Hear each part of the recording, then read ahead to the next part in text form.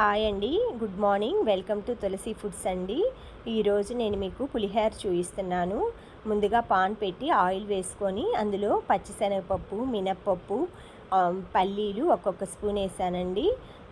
ఇలా జీడిపప్పు ఇవన్నీ కొంచెం ఫ్రై అయ్యాక కొంచెం ఆవాలు, ఆవాలు తొందరగా ఏగిపోతాయండి. అవి చిటపట్లాడి మొత్తం అన్నీ పడతాయి, అందుకని లాస్ట్లో వేస్తా.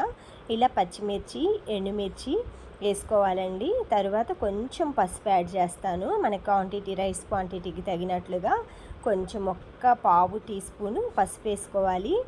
ఆ తర్వాత వచ్చేసి కొంచెం ఆవాలు ఇవి కలిపి పెట్టుకున్నానండి. పోపు దినుసులు, ఆవాలు, పచ్చిశనగపప్పు, మినప్పప్పు, అందులో ఆవాలు వేసాను.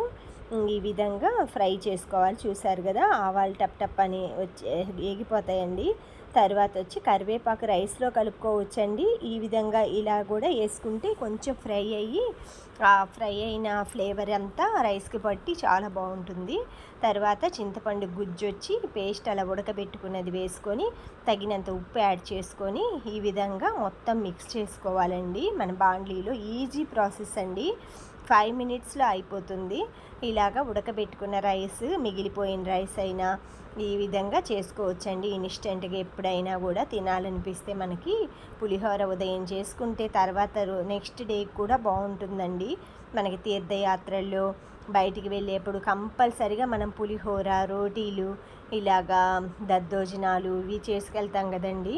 ఎంతో ఈజీ ప్రాసెస్ అండి. ఒక్కసారి ఇలా పేస్ట్ చేసుకొని మనం పోపు వేసుకొని మొత్తం అన్నీ పెట్టేసుకుంటే ఇన్స్టెంట్గా ఫ్రిడ్జ్లో మనకి సుమారు 6 మంత్స్ దాకా మనం ఎప్పుడైనా సరే కూరలు చేయలేకపోయినా ఈ విధంగా రైస్ వండుకొని ఇలా కలుపుకొని తినచ్చండి. చాలా టేస్టీగా ఉంటుంది. ఇలాగా గట్టిగా అద్ది పెడితే ఆ పులుపు అనేది రైస్ మొత్తానికి బట్టి మంచి ఫ్లేవర్ ఉంటుందండి.